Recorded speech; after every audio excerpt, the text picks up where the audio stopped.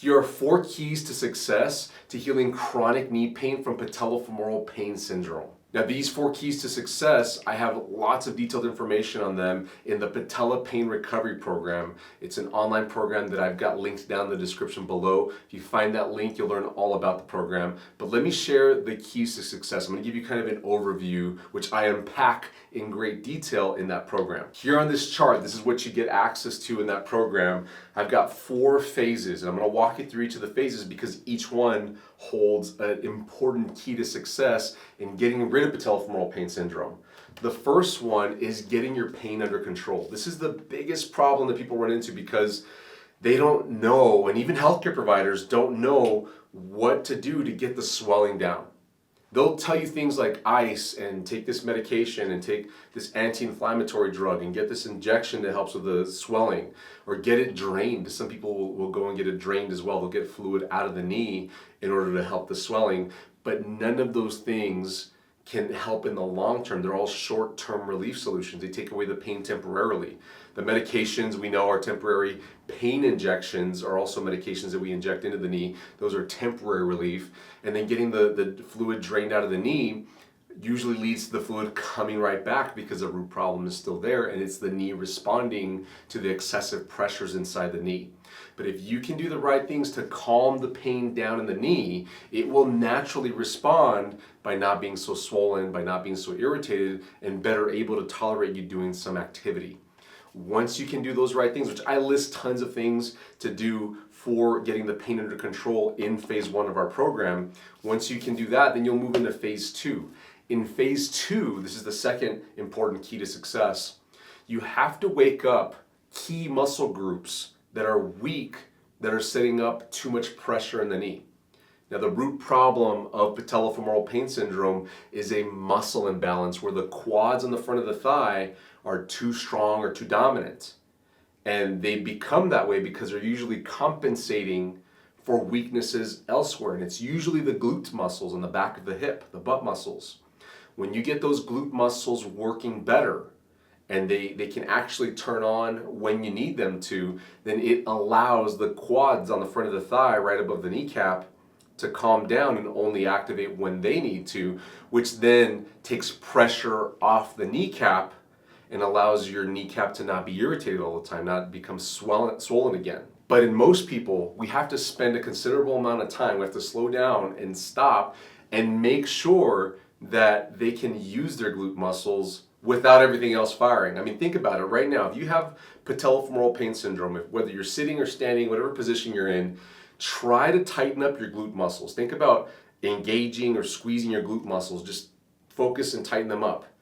Hold them as tight as you can. And when you tighten them up, if your thigh muscles also tightened up, especially on the front of your thigh, then you probably have this imbalance. And every time you go to use your glute muscles in activities where you're supposed to use your glute muscles, your thigh muscles are compensating and causing too much pressure to go through your kneecap. That's what's setting up the patellofemoral pain syndrome. So you have to go through a process, which I take you through in phase 2 of this program, where you don't use your quad muscles, but you're using your glute muscles very well. Going through that allows those glute muscles to wake up properly, be used properly, and it sets you up to move into the next phase. In phase 3, we're strengthening those muscles. So you have to get some isolated exercises in so that you can get those weakest muscles of the muscle imbalance stronger. As they get stronger, then you start to gain more mental control so that you can use them consistently without your thigh muscles starting to take over and put that bad force through your kneecap, which sets up the knee pain. After some time doing that, there's certain landmarks, milestones that you have to hit, and then you can move into phase 4. And this is where life gets amazing, because in phase 4, you get back to the activities that you were doing before. Now, whether it's doing chores around the house, working, not super active, getting rid of pain there makes your day, because if you can get through a work day, if you can get through your chores, if you can get through the errands of running a home and life without knee pain, it is life-changing. But if you like to exercise on top of that, like you like to run, you like to go to the gym, lift weights, maybe play sports, very active sports, competitive sports, but you run into knee pain on that, we cover it here, and you figure out how to use those weakest muscles on a consistent basis so that it becomes the way that you move regularly. Because That's the key unlock at the end. If you can make yourself use those weakest muscles on a consistent basis without having to think about it so much, because it's the natural pattern of the way that you move, then you're set. You're never going to have knee pain again, theoretically. I mean, you could still overdo it, but your chances of having knee pain when you're using the right muscles properly are way down compared to if you haven't figured that out yet, if you're still using your quad muscles too much.